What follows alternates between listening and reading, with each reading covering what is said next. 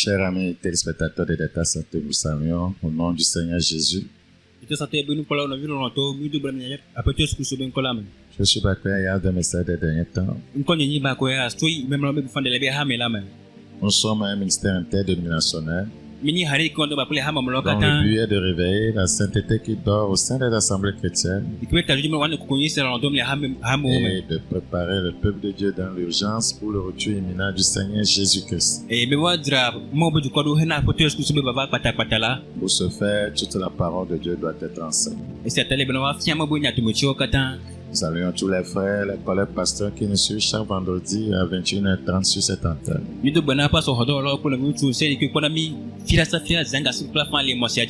Prions s'il vous plaît. Père, te recommandons ta parole. Qu'elle soit esprit vie et qu'elle rapproche des multitudes de toi. Merci pour cette grâce. Au nom de Jésus, nous avons prié. Nous parlons des raisons de la persécution de l'Église primitive. Nous avons vu beaucoup de choses concernant la justice sociale. Nous évoluons. La seconde raison de cette persécution était d'ordre politique.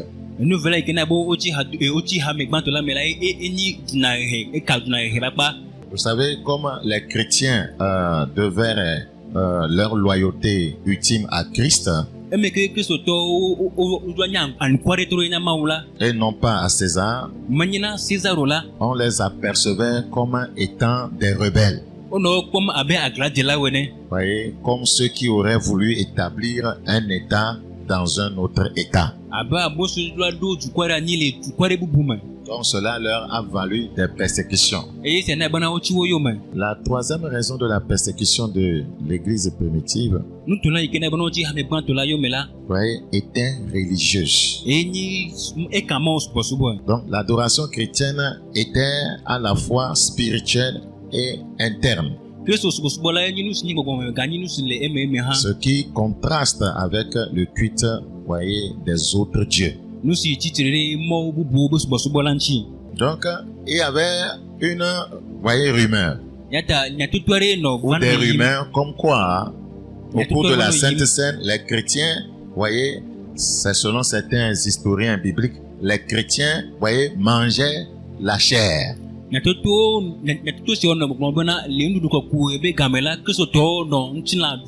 mangeaient la chair humaine. Voyez qu'ils, voyez, sacrifiaient des bébés qu'ils mangeaient. Ils les sacrifiaient à Dieu. Donc c'est les détracteurs de la vérité qui ont propagé une telle rumeur. Vous savez, pour vous nuire aujourd'hui, on peut inventer des histoires sur vous. De fausses histoires pour vous nuire. Les rumeurs détruisent l'Église. Aujourd'hui, les rumeurs détruisent les pasteurs. Les croyants doivent faire attention à tout ce qu'ils entendent sur, voyez, les réseaux sociaux, les pasteurs et autres. Jérémie chapitre 18, le verset 18. Et on dit, venez, complotons contre Jérémie, complotons contre ce pasteur, complotons contre cet homme de Dieu. Car la loi ne périra pas faute de sacrificateur. Ouais, ni le conseil faute de sage. Nous reconnaissons qu'il est sacrificateur, nous reconnaissons qu'il est sage. Ni la parole faute de prophète, nous reconnaissons qu'il est prophète. Donc, nous allons tuer par notre langue ce sacrificateur, nous allons tuer par notre langue, voyez, ce sage, nous allons tuer par notre langue ce prophète.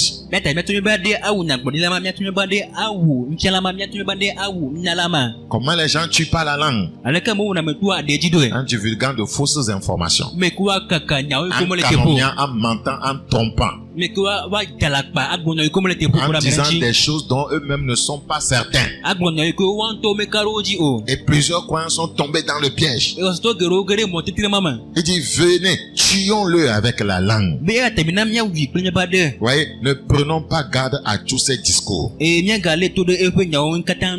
Donc, voyez, la troisième raison de la persécution de l'église primitive était d'ordre religieux. C'est comme au temps de Daniel, ils ont cherché à trouver quelque chose dans la loi de son Dieu pour l'accuser, pour le détruire. Donc le point doit savoir aujourd'hui que le monde scripte, voyez, tout ce que nous faisons, voyez, tout ce que nous enseignons, nos caractères, nos attitudes, pour trouver quelque chose dans notre adoration, nous accuser, nous condamner, nous persécuter et salir l'image, voyez, de l'église.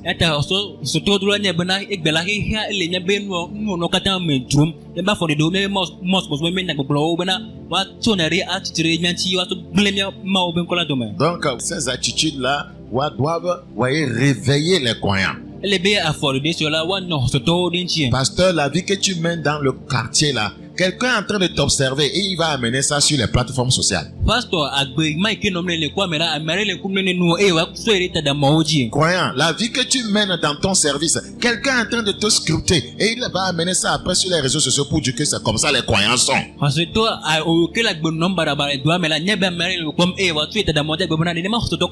Pasteur, les pratiques anti-scripturaires qui ont cours dans ton assemblée, les gens vont, voyez, les enregistrer, les gens vont les utiliser pour aller étaler ça sur la place publique pour dire que, voyez, c'est comme ça, il faut qu'on, voyez, quitte leur assemblée. Pasteur,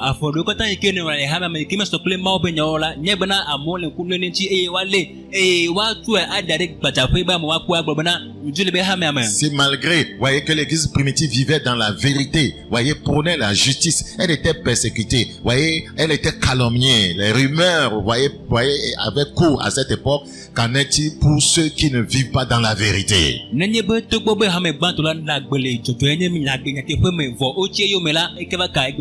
donnons pas des raisons au monde, des raisons, voyez, aux méchants, voyez, de salir l'image de notre Dieu. C'est pourquoi nous devons être fidèles à Dieu, fidèles à sa parole. Nous devons être réellement cette lumière que le Seigneur, voyez, dit que nous sommes. C'est très important. La quatrième raison qui avait valu la persécution à l'église primitive, voyez, était d'ordre économique. Était d'ordre économique. La première raison était d'ordre social. La seconde raison était d'ordre politique. La troisième raison était d'ordre religieux. La quatrième raison de la persécution de l'église primitive était d'ordre économique. Je ne raconte pas quelque chose, voyez, d'étrange. Ça se trouve dans les Écritures. Regardez dans Actes chapitre 19. Actes chapitre 19. Le verset 24. Actes chapitre 19, le verset 24. Un nommé Démétrius, orfèvre, fabriquait en argent des temples de Diane et procurait à ses ouvriers un gain considérable.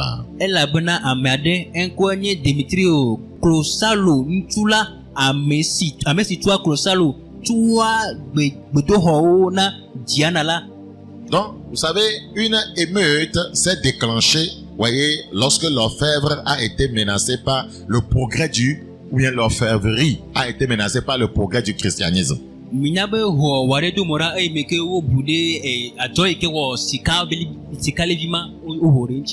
Donc, le progrès du christianisme faisait que les gens n'allaient plus commander, voyez, des idoles fabriquées en argent, en or.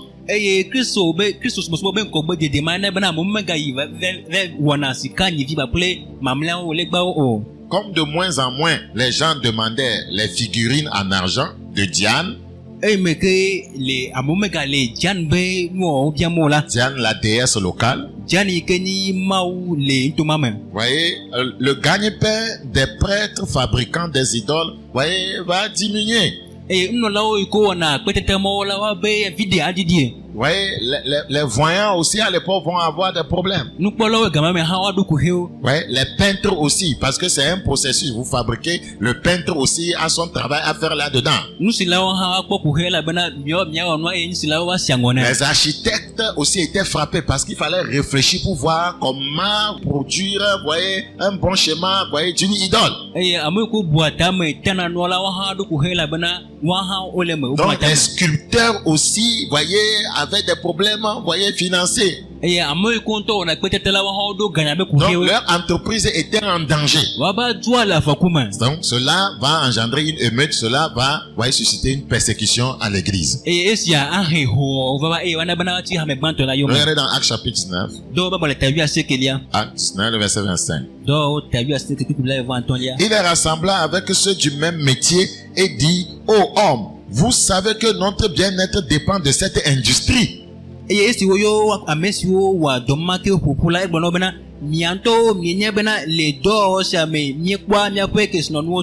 Voilà, donc l'évolution, voyez, l'essor du christianisme était en train de mettre en mal leur industrie.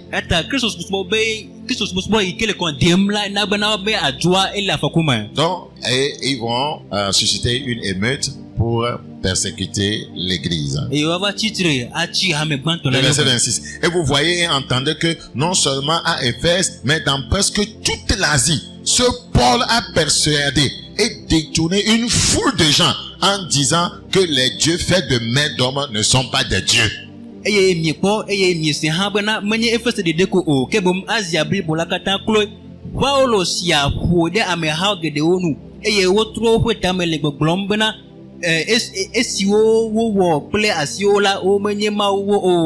Donc ça veut dire que les gens allaient maintenant vers le christianisme et ne dépensaient plus de l'argent pour fabriquer des idoles. Vous voyez qu'ils font la promotion de Diane, mais en fait, en bas de cela, vous voyez, les raisons étaient économiques.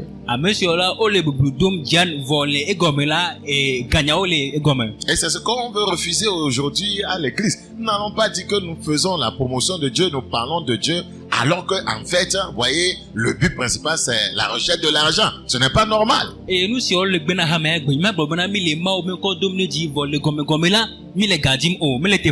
Donc, tout le monde, vous voyez, luttait pour sa cause. Regardez maintenant. Démétrius là dit qu'il ne va pas laisser passer cette affaire-là. Regardez ce qu'il dit au verset 27. Le danger qui en résulte, ce n'est pas seulement que notre industrie ne tombe en discrédit. La raison était économique. C'est encore que le temple de la grande déesse Diane ne soit tenu pour rien. Et même que la majesté de celle qui est révérée dans toute l'Asie et dans le monde entier ne soit réduite à néant.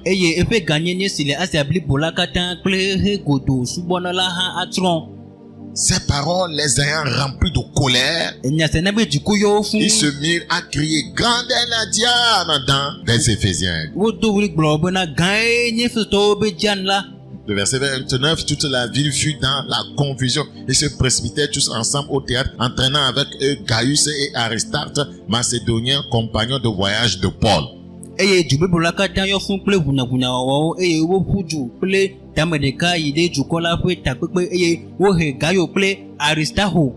Donc la persécution, voyez, de l'église primitive, voyez, avait aussi une raison économique.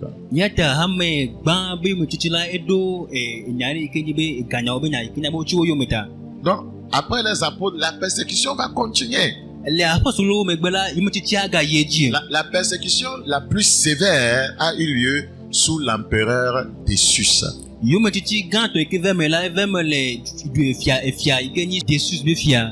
Il a régné entre 249 et 251 après Jésus-Christ.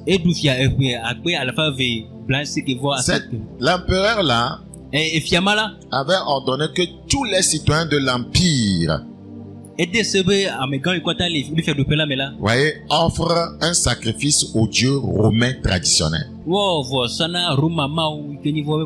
Tous les citoyens de l'Empire, voilà, offrent un sacrifice au dieu romain traditionnel. Vous savez que ça ne va pas être possible. Parce que ceux, voyez, dans ce royaume, voyez, qui sont attachés à Dieu, ne pouvaient pas accepter.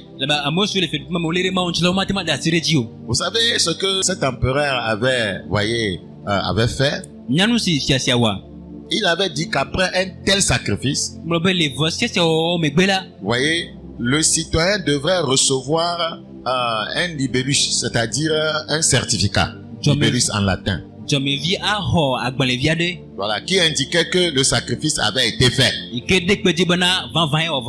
Donc tu offres un sacrifice au dieu romain et on te donne un certificat. Donc ça veut dire que si on vérifie, un citoyen passe, on lui demande son certificat comme on demande la carte d'identité. Et on ne voit pas le certificat qui dénote que un sacrifice a été fait au dieu romain.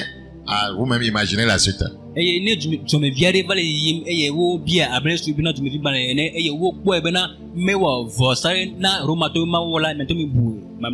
Donc, ceux qui n'avaient pas de certificat, ce qui voudra dire qu'ils n'avaient pas fait de sacrifice, étaient sujets à l'arrestation et à l'emprisonnement et à l'exécution. Voyez, donc certains refusèrent, voyez, d'offrir de tels sacrifices à ces dieux païens. Des gens comme à l'époque les évêques de Rome, d'Antioche et de Jérusalem. Et ils ont été à la suite, voyez, persécutés. Dans Marc chapitre 10, verset 29, vous devez savoir qu'aujourd'hui, l'Église, voyez, passe par les mêmes persécutions d'ordre social, d'ordre, voyez, politique, religieux, économique. Il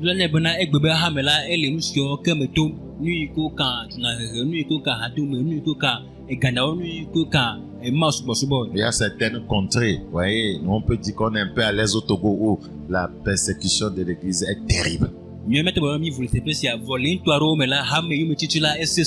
Dans Marc chapitre 10, le verset 29, Jésus répondit, je vous le dis en vérité, il n'est personne qui ayant quitté à cause de moi et à cause de la bonne nouvelle sa maison ou ses frères ou ses sœurs ou sa mère ou son père ou ses enfants ou ses terres ne reçoivent au centuple présentement dans ce siècle-ci des maisons, des frères, des sœurs, des mères, des enfants et des terres avec des persécutions et dans le siècle à venir la vie éternelle. Donc Jésus avait déjà prévenu son église, voyez qu'elle passera par des persécutions.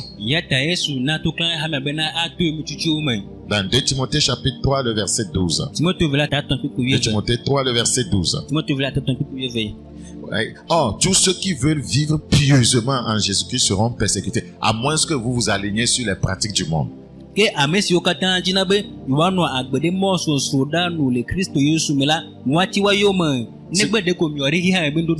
un vrai homme de Dieu, un vrai enfant de Dieu. Vous passerez par la persécution. Vous ne pouvez pas échapper à cela.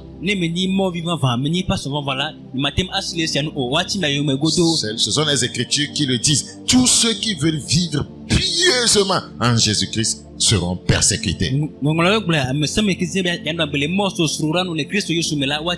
Si le monde vous acclame, c'est que, voyez, le monde se reconnaît en vous. Si le monde acclame votre assemblée, c'est que le monde se retrouve en elle. Voyez, si vous êtes un serviteur de Dieu, ceux qui sont dans des pratiques occultes, voyez, ceux qui sont dans l'idolâtrie, voyez, aiment cheminer avec vous, voyez, aiment marcher et manger avec vous, c'est qu'ils se reconnaissent en vous.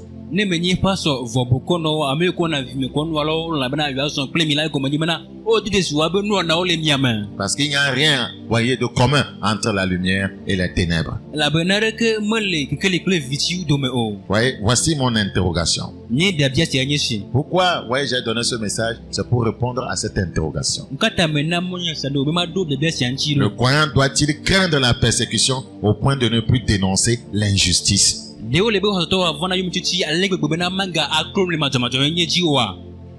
C'est là où je voulais en venir. C'est pourquoi j'ai parlé des raisons de la persécution de l'église primitive.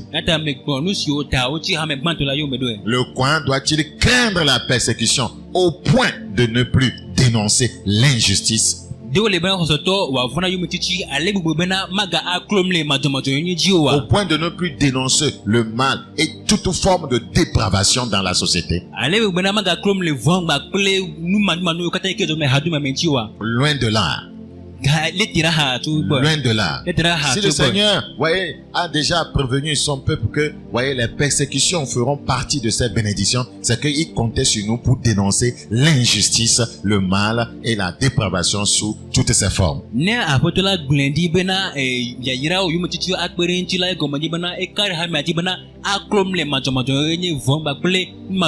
persécutions font partie des bénédictions que le Seigneur réserve à son Église. Aujourd'hui, les hommes de Dieu ont choisi les autres bénédictions, les maisons, les terrains, et autre chose, sauf les persécutions.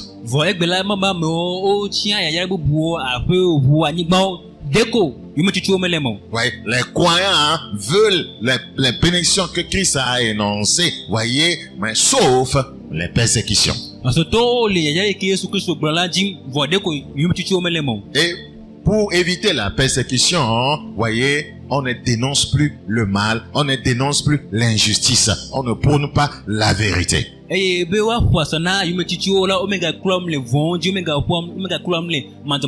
Rappelez-vous que nous sommes la lumière du monde, la lumière de notre nation, la lumière de notre foyer, la lumière de notre quartier, la lumière de notre village. Nous sommes la lumière du monde.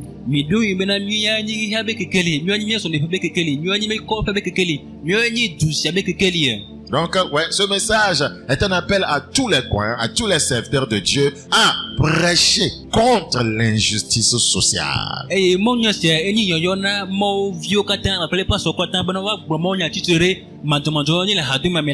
À continuer, à s'attacher à Dieu et à élever par la prédication les lois du Seigneur, les recommandations du Seigneur, les principes de vie du Seigneur.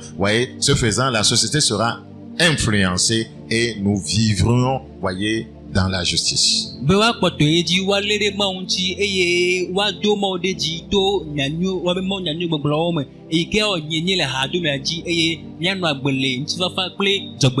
Dans Matthieu chapitre 5, 14, nous fait comprendre que nous sommes la lumière du monde. Donc, dans Jean chapitre 9, le verset 5, le Seigneur nous a fait comprendre que pendant que je suis dans le monde, je suis la lumière du monde. Dans Éphésiens chapitre 5, le verset 10. Éphésiens chapitre 5, le verset 10. La Bible dit: examinez ce qui est agréable au Seigneur et ne prenez point part aux œuvres infructueuses des ténèbres, mais plutôt condamnez-les.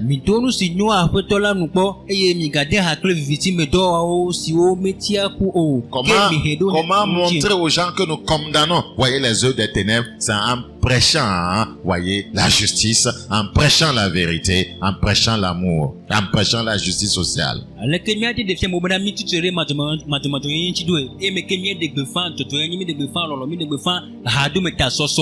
Si nous ne répandons pas assez de lumière, de la vérité, de la justice et de l'amour dans notre nation, par nos prédications, le pays sera envahi par la puissance des ténèbres.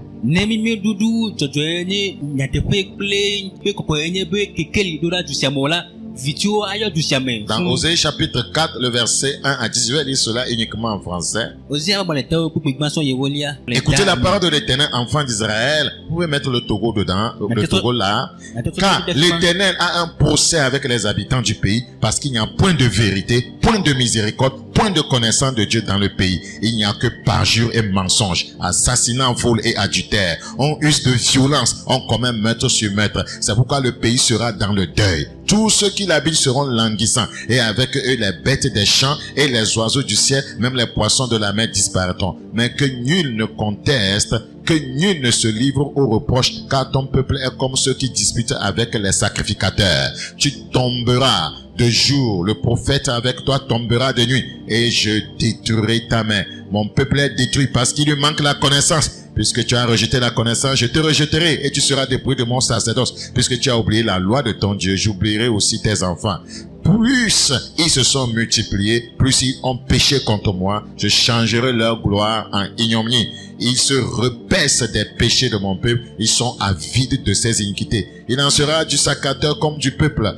Je le châtierai selon sa voie. Je lui rendrai selon ses œuvres. Ils mangeront sans se rassasier. Ils se prostitueront sans multiplier parce qu'ils ont abandonné l'Éternel et ses commandements. Lorsque la justice n'est pas prêchée dans une nation, c'est ce qui arrive à une telle nation. La Bible dit dans Proverbes chapitre 14. Proverbes chapitre 14. Aujourd'hui, les chrétiens ne pensent qu'à eux-mêmes. Mariage. Argent. Je vais trouver du boulot. Je vais avoir ci et ça. C'est bien. Mais n'oublions pas notre rôle. Nous sommes la lumière du monde. Nous sommes la lumière de notre nation. Nous on fait la promotion de la justice. Chaque pays est à l'image de son église. S'il y a l'injustice dans l'église, il y aura l'injustice dans le pays. L'église a un rôle à jouer, voyez, dans nos nations. Ouais, l'église est un éclaireur. L'église est une lampe. L'église est une lumière. Proverbe chapitre 14, le verset 34. Proverbe 14, le verset 34. La justice élève une nation. On ne peut pas occulter la justice dans une nation et penser, voyez, devenir une nation développée. Si nous voulons que Dieu nous aide, nous ne pouvons que répandre la justice et combattre avec véhémence toute forme d'injustice. L'injustice entre mari et femme. L'injustice entre, voyez, les parents et leurs enfants. L'injustice dans l'église. L'injustice dans le commerce. L'injustice dans les services. Nous devons combattre l'injustice sous toutes ses formes. La justice élève une nation, mais le péché est la honte des peuples. Si nous ne voulons rien avoir avec le salut, si nous ne voulons rien avoir avec l'église, si nous ne voulons rien avoir avec les prédicateurs, voyez, la honte sera notre partage.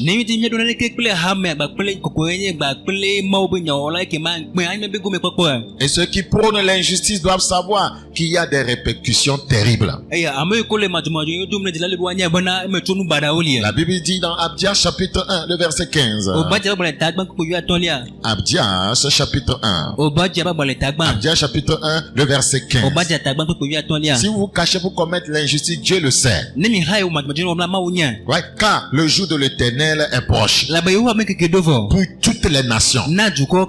Pour toutes les nations. Dieu jugera toutes les nations.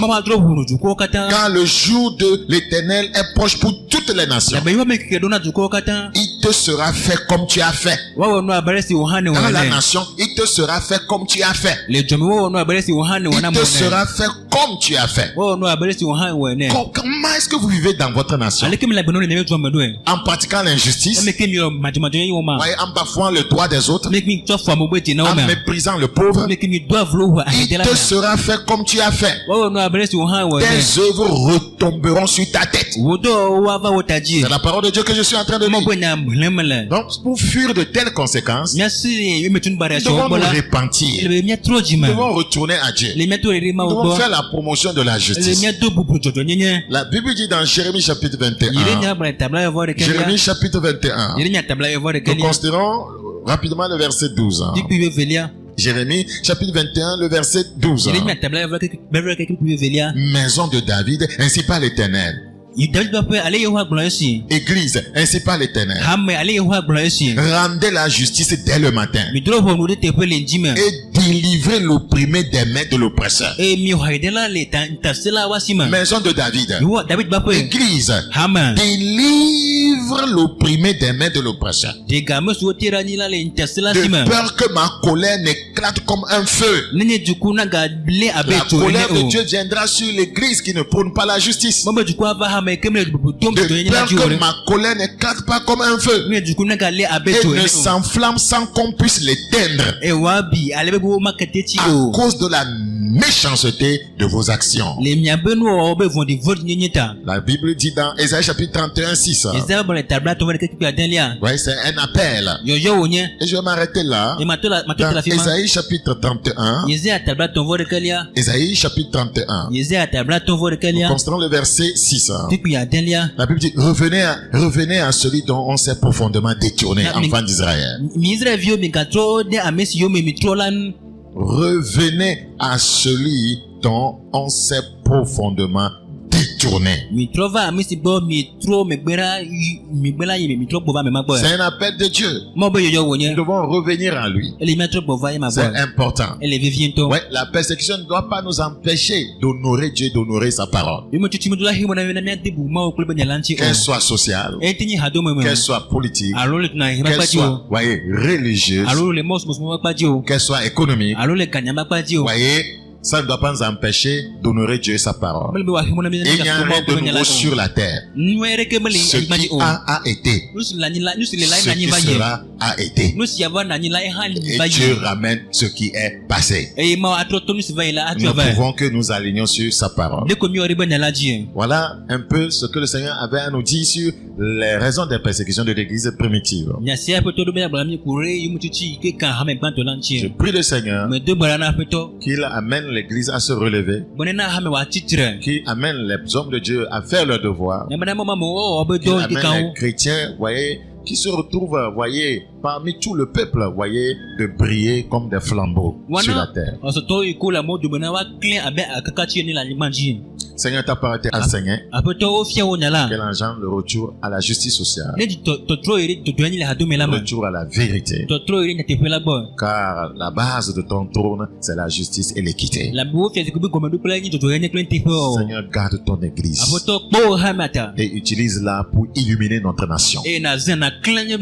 Aujourd'hui, elle est décriée comme, voyez, une église qui ne joue pas son rôle. Je prie que la lumière brille encore. Qu'elle brille au milieu, au sein des ténèbres. Et que les ténèbres soient chassées. Merci pour cette grâce. Au nom de Jésus-Christ. Amen. Amen. Si Jésus t'a à revenir, rendez-vous, voyez, le vendredi prochain à 21h30. C'était votre serviteur Bakoya Yas. Au revoir. Bye bye.